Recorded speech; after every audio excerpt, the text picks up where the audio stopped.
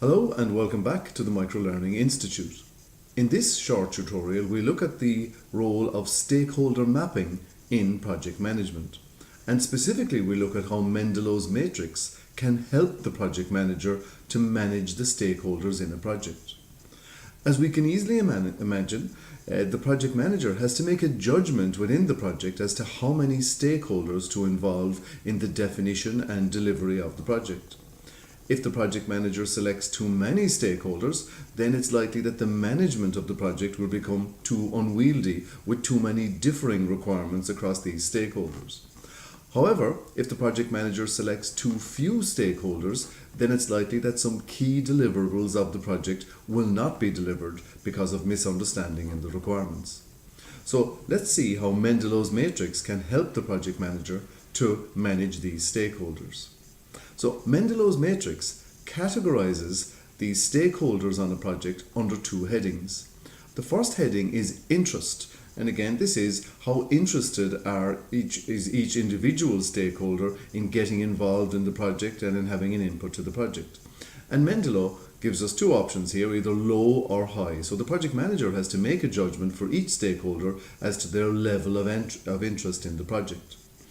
The other characteristic of stakeholders that Mendelow's matrix asks us to consider is the power of each individual stakeholder.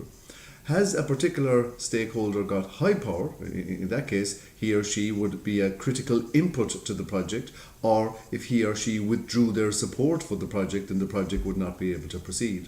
Alternatively, an individual stakeholder might have low power.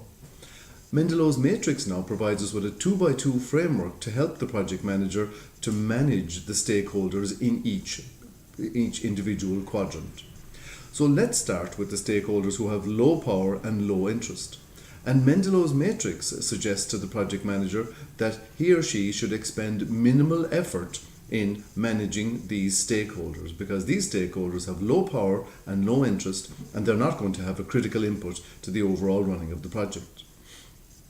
In contrast with these, Mendelow's matrix suggests that for stakeholders who have a high interest in the project but who may not have a lot of power, the project manager still needs to keep those stakeholders informed and keep them satisfied with the outputs of the project.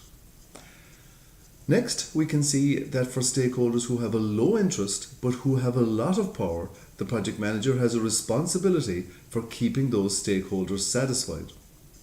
And finally, we focus on the stakeholders who have high interest and also have high power, and Mendelow refers to these stakeholders as the key players on the project. And it is vital that the project manager fully engages with these key players, fully understands their requirements of the project, fully understands what deliverables are important to these key players. Typically, the project manager will ensure that these key players are involved in the sign-off of the project charter and are also involved at critical review stages during the project lifecycle. This will ensure that the requirements of these key players are fully delivered by the project scope. Thank you very much for watching this short tutorial on the role of stakeholder mapping in project management, delivered by the Microlearning Institute.